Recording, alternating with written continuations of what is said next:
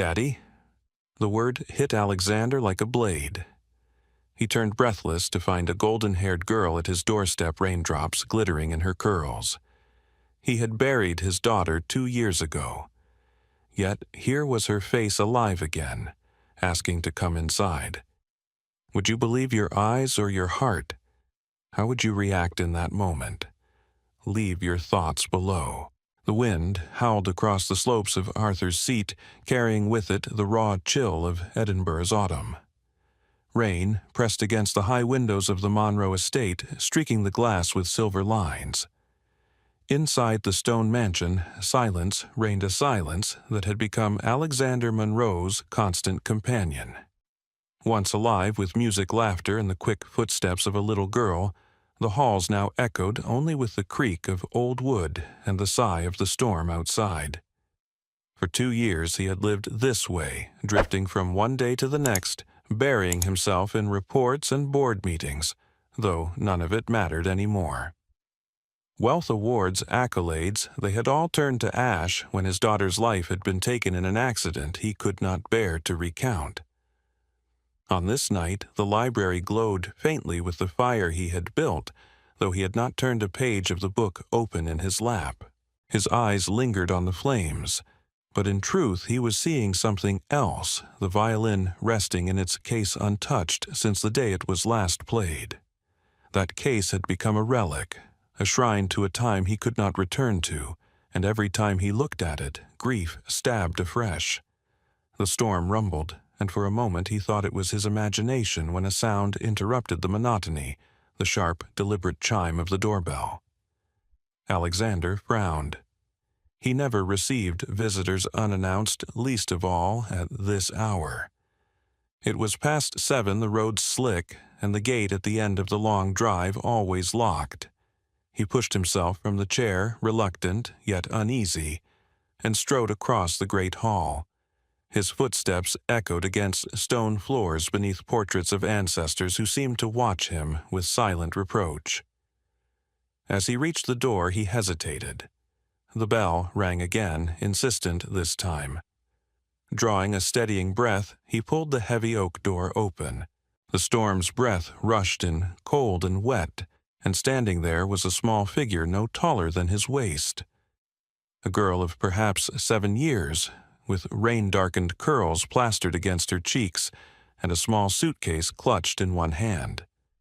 The other hand held a folded piece of paper, its edges bent and worn.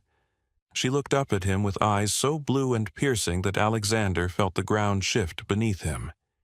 He had seen those eyes before, in photographs, in memories, in the fleeting dreams that still tormented him. His chest tightened, and for a moment he could not speak. The girl did not seem afraid. Her voice was soft, clear against the rain. "I think I'm supposed to be here," she said. "This feels like home." Alexander gripped the edge of the doorframe, his pulse hammering. He had imagined ghosts before, fleeting shadows in the corners of rooms, echoes in the sound of a child's laughter carried by the wind. But this was not a phantom. She was flesh and bone, water dripping from her coat, shivering faintly in the cold. Still, the resemblance, the tilt of her head, the curve of her nose, the innocent certainty struck him like a cruel trick of fate. "Who are you?" He managed at last, his voice rough from disuse. "Where are your parents?" She hugged the suitcase closer, almost as if hiding behind it. "My name is Isla," she answered. "My mom, she's not well. I was told I'd find help here." The words disoriented him, pulling him out of his haze of disbelief. His gaze swept down the long drive, but no car waited. No adult hurried through the storm. Only this small girl alone. He should have sent her away, called someone, but something stronger than reason held him there. She shifted her weight and lifted the folded paper toward him. "I wrote this," she said, "so you'd know I'm serious. I can work hard, I can help, I won't be trouble. I just need you to help my mom." Her hand trembled slightly as he took the note. The handwriting was clumsy, but earnest, blocky letters sprawling across the page with the simplicity only a child could muster. He read a few lines, and each one sank deeper into his chest. It was not only the plea for her mother that unsettled him, it was the way she referred to things she could not possibly know. She wrote of a song her mother used to hum a lullaby about a guardian moon. His late daughter had loved the same tune, had insisted on hearing it every night before sleep. It was a song Alexander had thought no one else in the world knew. He folded the paper slowly, his hand shaking. "Come inside," he said finally, his voice little more than a whisper. Isla stepped over the threshold with surprising confidence, her small shoes squeaking against the polished floor. She looked around as if the place was familiar. Her eyes tracing the staircase, the portraits, the grand chandelier that had not been lit in years. She dropped her suitcase gently by the wall and walked toward the library without waiting to be told, as though she knew her way. Alexander followed, unable to take his eyes from her. When she entered the library, her gaze went immediately to the violin case on the table. He froze as she approached it, her fingers hovering just above the clasp. "May I?" she asked. He nodded, though his throat was tight. She lifted the lid with delicate care, as though she understood its importance, and stared at the instrument. Her small hands reached out, but she did not take it fully. She only plucked a single string, letting it hum softly through the room. Then, almost under her breath, she began to hum the lullaby again, the very same notes his daughter used to sing as she pressed the violin to her shoulder. Alexander's knees nearly buckled. He gripped the back of a chair to steady himself, his mind racing. It was impossible, irrational. But there she stood, humming a melody no stranger should know, with a presence that filled the void he had thought permanent. The firelight caught her face, and for the first time in years the silence of the mansion seemed to shift. It was no longer the silence of loss, but the silence before something new, something he could not yet name. Outside, the storm raged, but within the walls of the Monroe estate a different storm began to stir, one born of grief, mystery, and the faint, fragile spark of hope that perhaps life was not yet finished with him. The storm had softened by the time the clock in the hall struck 9. Rain still tapped against the tall windows, but the thunder had drifted into the distance, leaving the Monroe estate cocooned in a damp quiet. Alexander sat in the library, the folded letter on the desk before him. He had read it 3 times, and still his hands shook when his eyes moved over the words. Each sentence bore the unmistakable cadence of a child's effort, letters, uneven phrases, simple, but the plea within them struck with the force of something far greater. Isla had not asked for toys or shelter. She had asked for help for her mother, for a chance to keep her safe. And woven through the lines were details that pulled him back into memories he thought were sealed away, a lullaby. A favorite phrase his daughter once used, a way of describing the night sky as painted with silver. Isla sat across from him, her legs swinging gently beneath the chair, as if she belonged in that very spot. She had dried her curls by the fire, and now her suitcase rested beside her, a modest thing that looked more like a school satchel than luggage. She did not fidget, nor did she shrink from his gaze. Instead, she watched him with quiet expectation, as though she had placed her trust in him and could not imagine it would be misplaced. For Alexander, the weight of that trust was suffocating. "Where is your mother now?" he asked, forcing steadiness into his voice. "In Glasgow," Isla replied. "At Queen Elizabeth Hospital. She's been there for weeks. The nurses try, but..." Her words trailed off.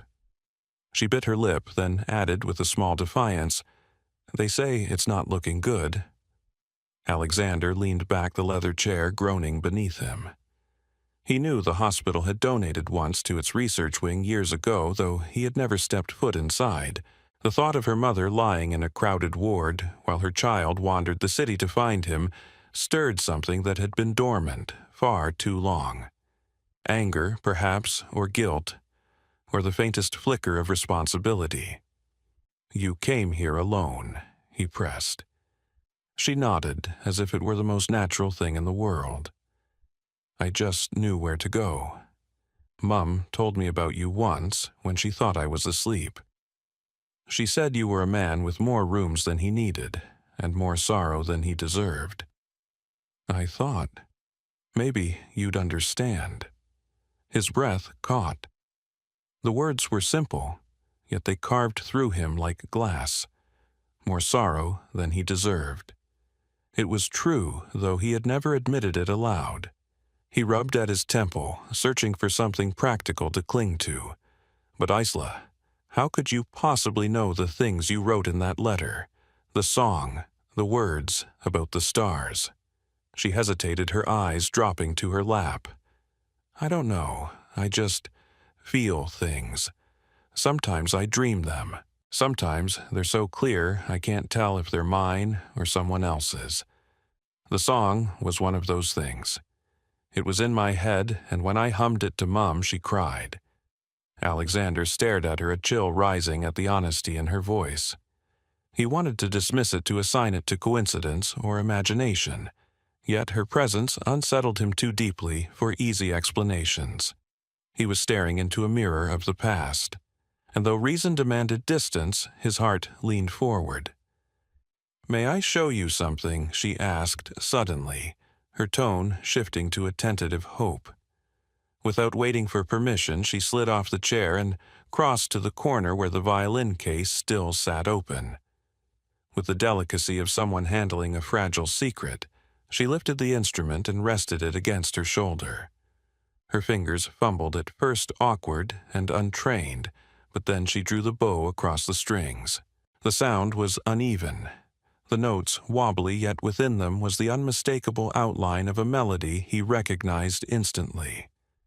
The same melody that had lulled his daughter to sleep night after night. He closed his eyes, the sound piercing through his defenses. When he opened them, she was watching him again, her expression open, almost questioning. "Did I do it right?" she asked. "You did," he said, his voice thick. "You did more than right." The fire crackled, filling the silence that followed. Alexander felt the enormity of the moment pressing against him. Logic screamed that this was all impossible, a child appearing on his doorstep, with secrets she could not know, playing a song she had no way of learning. And yet, here she was, real and trembling and expectant. He was torn between the urge to protect her and the fear that letting her remain would tear open wounds that had barely begun to scar. "You should be with your mother," he said at last. "She needs you." "I will be," Ela replied with quiet certainty. "But I think you need me too." The words struck him harder than any blow. He turned away, unable to bear the weight of her gaze. He had spent 2 years building walls so high he thought no one could breach them. Yet here stood a child, small and drenched from the rain, slipping through as if they had never existed. He clenched his fists, struggling with the truth that terrified him most. She was right. When the fire had burned low and shadows lengthened against the walls, Alexander rose and walked to the window. The city lights shimmered in the distance beyond the sweep of the gardens and the rolling hills beyond. He thought of Glasgow, of the hospital crowded with the sick and weary. He thought of Isla's mother alone in a ward, and of the child who had somehow crossed both storm and sorrow to stand in his home. And he thought of his own daughter, the life stolen from her, the silence she had left behind.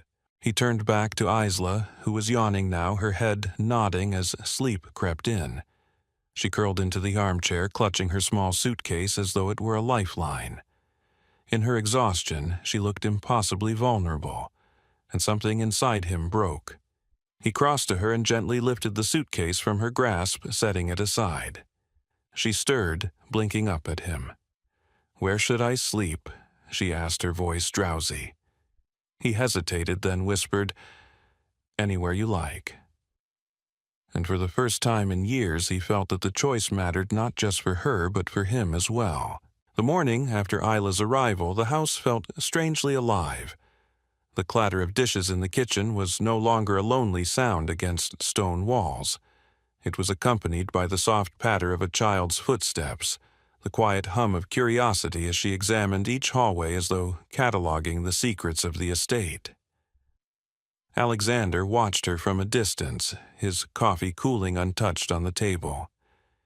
He could not understand how easily she filled spaces that had been hollow for so long. And yet, even as the warmth of her presence stirred something in him, a gnawing thought remained. Her mother was lying in a hospital fighting for her life. By the third day, Alexander could no longer ignore it. He told Isla they would travel to Glasgow. She accepted without surprise, as though she had known he would eventually agree. The drive south was along the road, winding through mist and rain. Isla pressed her face to the window, pointing out sheep in the meadows and steeples of small towns. Her innocence filled the silence he could not. He gripped the wheel, his mind rehearsing what he might say when he met Margaret, but no words seemed sufficient. He was a stranger, after all, a man bound to this child by nothing more than chance or fate, though he dared not name it that. Queen Elizabeth University Hospital loomed large against the gray sky, its glass facade reflecting streaks of rain. Inside, the air smelled of antiseptic and coffee left too long on the burner. Isla led him down corridors with the assurance of someone who had memorized every turn. When they reached the ward, he paused at the threshold. Beds lined the room, separated by thin curtains that did little to protect the dignity of the sick. Machines beeped softly. Nurses moved quickly, and in the midst of it all lay Margaret. She was frail, her skin pale against the stark sheets, her breathing uneven. When Isla slipped to her side, Margaret's eyes opened, revealing a dull shimmer of recognition. "Mum," Isla whispered, taking her hand. Then she turned and gestured for Alexander to come closer. "This is him." Margaret's gaze shifted, narrowing slightly as it settled on him. For a moment, Alexander thought she might demand he leave, but then she gave a weary smile, though her lips trembled. "So you're the man my daughter ran to in the storm," she murmured. "I should thank you for not sending her away." He swallowed his throat tight. "She found me," he said softly. "I don't yet understand how, but she did." Margaret's eyes closed briefly. She has always had a sense for where she belongs. Her voice faltered, but she gripped Isla's hand more firmly. "I've done my best, but she deserves more than I can give." The admission cut him deeper than he expected. He had come to see a woman in need, but what he found was a mother who had carried her child as far as she could now, forced to consider leaving her behind. It stirred memories of his own helplessness, of the day he had been told his daughter was gone, and there was nothing he could do to change it. Over the following days, Alexander found himself returning to the hospital. At first, he told himself it was for Isla's sake, but gradually he realized he was drawn by something else. He brought meals not just for Margaret, but for the nurses who worked tirelessly. He funded additional treatments quietly, ensuring the doctors could attempt therapies they had considered too costly. Yet, what surprised him most was not the financial aid, but the simple acts of being present. He read to Isla in the waiting room, his deep voice weaving through the tales she chose. He learned how to braid her hair, fumbling clumsily until she burst into laughter at his uneven handiwork.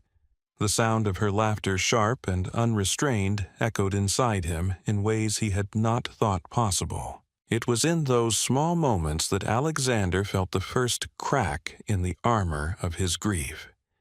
He had worn it like a shield, believing it protected him from further pain, when in truth it had only isolated him. Isla's trust, Margaret's quiet gratitude, the life of the hospital around him, they all pulled him out of himself. For the first time in years, he felt less like a man drifting through empty days, and more like someone who still had a place in the world. But not everything was easy. Margaret resisted his help at first. "I don't want charity," she said one evening as he sat beside her bed. Her voice was thin but firm. "I don't want Isla to grow up thinking she is someone's burden." Alexander leaned forward, meeting her weary eyes. "This isn't charity," he said gently. "It's responsibility. I cannot explain why, but your daughter came to me. And that means something. It means I cannot look away." Tears gathered in her eyes, though she blinked them back.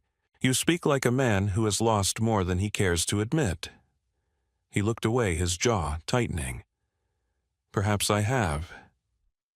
After that, she allowed him to do more. He arranged for a private room, when her condition worsened to space where Isla could stay at her side without the constant shuffle of the ward around them. He sat with them late into the night telling stories from his travels tales he had never shared, even with friends. And as he spoke, he noticed the way Isla's eyelids drooped in comfort, the way Margaret smiled faintly at his words. It was as though they were inviting him into a family he had long believed forever out of reach. One afternoon, Isla tugged at his sleeve. "You don't smile much," she said seriously, her small brow furrowed. "But you did yesterday. When you dropped the books and the nurse tripped, you laughed. I like it when you laugh." He felt a warmth spread through him, unfamiliar and disarming. "I had forgotten," how he admitted. "Then you should practice more," she replied with the simple wisdom only a child could offer. That night, as he drove back to Edinburgh, the city lights flickering across the windshield, Alexander realized how far he had already come. He was no longer the man who sat alone in his mansion, staring at relics of the past. He was someone who carried bags of food for nurses, who learned to braid hair badly, who sat at a hospital bedside and listened. A man who was rediscovering what it meant to be human. And though he did not yet understand why Isla had come to him or what role he was meant to play in her life, he knew one truth with certainty. For the first time since his daughter's death, he no longer felt hollow. He felt the stirrings of life returning, fragile but undeniable, as if the world had given him a chance to step out of shadow and into something brighter. The churchyard lay quiet under a thin veil of mist, the air heavy with the scent of damp earth and old stone. Alexander walked slowly among the rows of graves, Isla's small hand clasped in his. They stopped before the headstone that bore his daughter's name, the letters carved deep into granite, as if permanence could ease the weight of loss. He had not visited in months, unable to face the silence it demanded of him.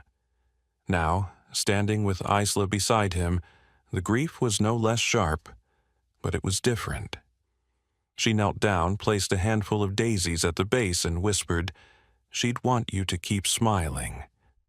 The innocence of her words tore through him. For 2 years he had lived in shadows, but this child had looked upon the monument of his sorrow and found a way to speak of hope. That night, back at the hospital, Margaret revealed something she had never told before. The room was dim, the only light coming from the faint glow of the machines at her bedside. Isla had fallen asleep on the chair, her stuffed rabbit cradled against her chest. Margaret's voice was fragile but steady. "I knew your daughter," she said quietly. "Not well, but I was there the night of her accident. I was working at the hospital then." Alexander stiffened, his breath catching in his throat. He stared at her, unable to speak. She was brave, Margaret continued, her eyes distant. "Even in those final moments she asked for you. She wanted you to know she wasn't afraid. I have carried that memory all these years, and I never knew I would one day have to tell you." Her voice faltered, but she pressed on. "When Easley started humming the same lullabies, saying words I recognized from that night, I realized perhaps there are threads between souls we cannot explain." Alexander bowed his head, overwhelmed. The revelation struck him like a wave, both crushing and strangely consoling. His daughter's last moments had not been lost to silence. Someone had seen her. Someone had remembered. Margaret's confession, rather than reopening the wound, gave him a fragile piece of his daughter to hold on to. Yet the connection between Isla and those memories unsettled him deeply. Word of his visits to the hospital began to spread. Photographs surfaced of Alexander Monroe, once the elusive millionaire now seen reading in a waiting room carrying takeout bags for nurses, walking hand in hand with a child who was not his. The media seized on the image, branding it as either scandalous or heartwarming, depending on the column. Headlines asked if he had lost his sense, if grief had driven him into the arms of strangers. Investors grew restless. Board members called demanding explanations. He ignored them all. For the first time in years, their world of numbers and deals felt like dust compared to the fragile heartbeat of the child who trusted him. But the whispers grew louder. Some accused Margaret of exploiting his grief. Others claimed Isla was no more than a substitute for the daughter he had lost. Even the staff at the hospital eyed him with a mixture of admiration and unease. Alexander could feel the storm gathering, threatening to drag him back into isolation. Yet each time he thought of retreating, Isla's voice echoed in his mind. "You need me too."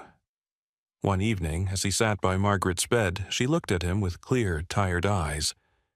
"You must decide who you are, Alexander. You can't live in two worlds forever. Either you remain the man locked in that house of stone, or you step forward into this life no matter how messy, no matter what they say." The weight of her words pressed on him long after he left. He walked through the hospital corridors, past the hum of machines and the muffled cries of families gathered around bedsides. Outside, the night air was sharp, filled with the scent of rain. He stood under the glow of a street lamp, remembering the first night Isla had knocked on his door. That fragile knock had been the beginning of everything, a call to return to the world he had abandoned. The past still clung to him heavy and unyielding, but he began to see it differently. Grief was no longer a prison, it was a bridge. Through Isla's presence, through Margaret's truth, through the daisies on a grave, he could walk from what had been lost toward what could still be saved. For the first time, Alexander felt that facing the past did not mean drowning in it. It meant carrying it forward, reshaped by love, and by the improbable arrival of a child who had shown up at his door on a storm-swept night. Spring came slowly to Edinburgh, softening the hard edges of the city with bursts of green. In the Monroe estate, once a fortress of silence, the sound of life now carried through the corridors. Isla's laughter rang down staircases. Margaret's voice could often be heard from the kitchen, and Alexander found himself walking each day with a new purpose that went beyond meetings and reports. The house was no longer a museum of memories. It had become a home again. The choice he had made was not a single moment, but a series of steps, each heavier than the last, until they began to feel like flight. At first, it was the quiet support, arranging treatments for Margaret, providing Isla with tutors, opening his home to conversations that stretched late into the night. But eventually, the choice grew larger than one family. Alexander began to see faces in the hospital corridors he could not forget. Children waiting for treatments that never came. Parents hunched under the weight of bills. Nurses apologizing for what they could not provide. He could not return to his old life of numbers and acquisitions, not after witnessing what neglect cost in human terms.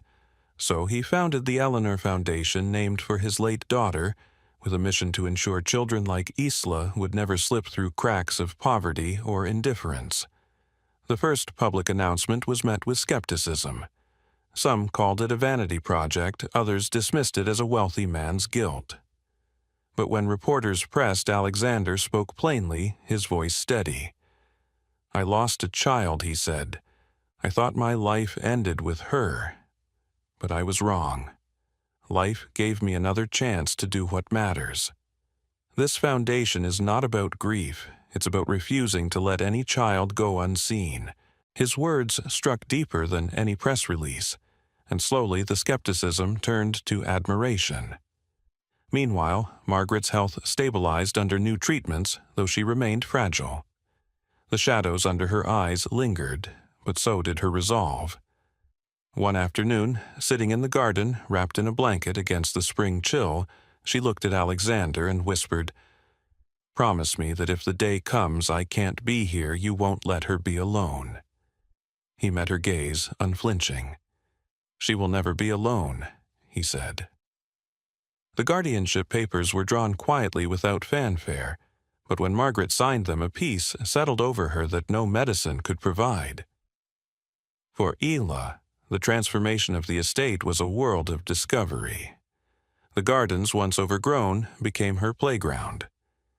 She convinced Alexander to restore the old greenhouse, filling it with flowers she and Margaret planted together. On weekends, she invited children from the hospital to join her, leading them through rows of daisies and oak saplings, her voice carrying with the authority of someone who had always known this place was meant to be shared.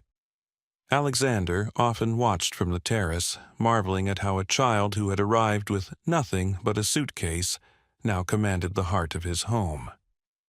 One evening, Isla came running to him, her hands covered in soil, a triumphant grin on her face. "We planted trees today," she said breathlessly. "Margaret says they'll be taller than the house one day. That means this place will never be empty again." Her words struck him with the weight of prophecy. The house that had once echoed with loss now carried the promise of roots, of permanence of life that would long outlast him. The greatest change, however, was within Alexander himself. The grief that had consumed him did not vanish. It reshaped into something gentler, something he could carry without breaking. At night, he still visited the room where his daughter's violin rested, but now he allowed Isla to take it in her hands, to draw clumsy notes that filled the air with life instead of silence. Where once the sound had gutted him now, it reminded him that love did not end with loss. It transformed, multiplied, found new vessels. The media continued to circle, capturing images of him walking hand in hand with Isla or sitting beside Margaret at hospital benefits. They speculated endlessly, but Alexander no longer cared. He had stepped into a truth larger than their headlines. He was no longer the man defined by the grave he visited in secret, nor the recluse locked behind stone walls. He was a father again in spirit, if not by blood, and the world could call it whatever it wished. On the anniversary of his daughter's death, Alexander gathered Margaret and Isla in the garden. The air was cool but gentle, the sky streaked with colors of fading light. Together, they placed a new stone near the daisies Isla had planted weeks earlier. The inscription read, "For the lost who guide us, and for the found who remind us how to live." Margaret traced the letters with her fingers, tears shining in her eyes while Isla slipped her small hand into Alexander's. "She'd like this," Isla said softly. "She'd like that we remember her with flowers instead of sadness." Later that evening, as twilight settled over Edinburgh, Alexander tucked Isla into bed. She clutched her stuffed rabbit to her chest, her eyes heavy with sleep. "We're a family now, aren't we?" she asked. He brushed her hair from her forehead, his throat tightening. "Yes," he whispered, "we're a family."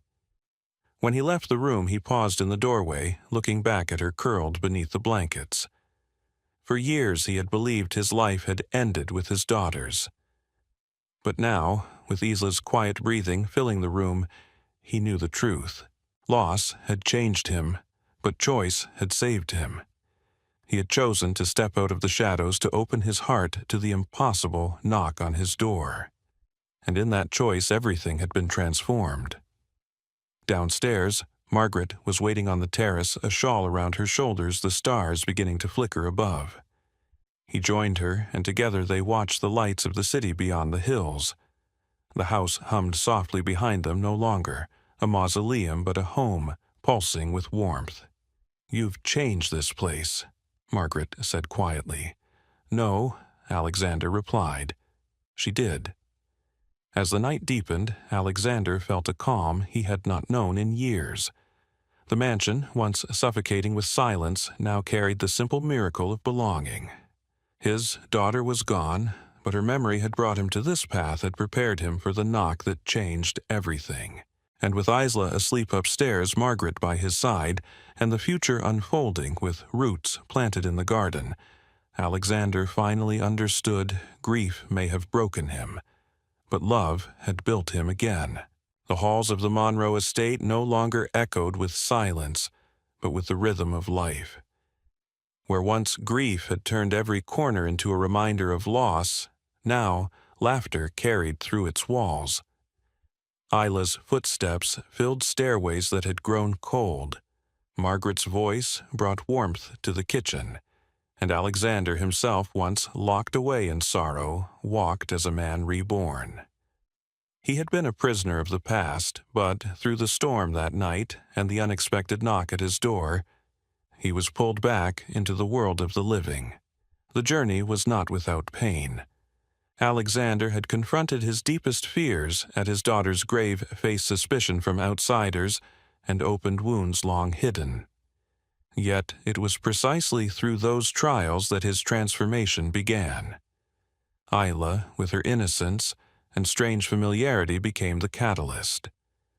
Margaret, with her quiet strength, gave him a new sense of duty, and together they became a family, stitched not by blood alone, but by trust, love, and resilience. Looking back, Alexander understood something profound. Grief does not disappear, but it does not have to rule a life. He carried his daughter's memory with him, not as a weight dragging him down, but as a light guiding his steps forward. Through Isla, he learned that healing is not about forgetting what was lost. It is about daring to love again, even when the heart is terrified. Through Margaret, he discovered that caring for others is often the path that restores our own humanity. And through his own choices, he realized that the greatest wealth a person can hold is not money, but the ability to build a home where love can thrive. For us today, this story holds a timeless lesson. Every one of us has faced moments of loss, despair, or loneliness. Sometimes we retreat into silence, believing the world has nothing left to offer. But life has a way of knocking on our doors in unexpected forms: a stranger, a child, a new opportunity, or even a challenge we didn't ask for. The question is whether we are willing to open the door. Healing does not arrive as a thunderclap. It often comes quietly disguised as a responsibility, a new friendship, or a second chance. To live fully, we must choose to step through it. So ask yourself, what knocks have you ignored because of fear, grief, or doubt? What possibilities might be waiting just beyond the door you've been too afraid to open? Alexander's story reminds us that even the deepest sorrow can be transformed into a new beginning, if we allow ourselves to embrace it. If this story touched you, take it as an invitation to reflect on your own journey. Carry the memory of your past, but don't let it hold you captive. Turn it into strength, compassion, and the courage to build something beautiful in the present. And if you want to continue exploring stories that inspire, heal, and remind us of the power of humanity, don't forget to subscribe to this channel. Your support gives us the motivation to bring you more powerful stories. Stories that may just change the way you see life. Stay with us, because the next story might be the one that helps you open your own door.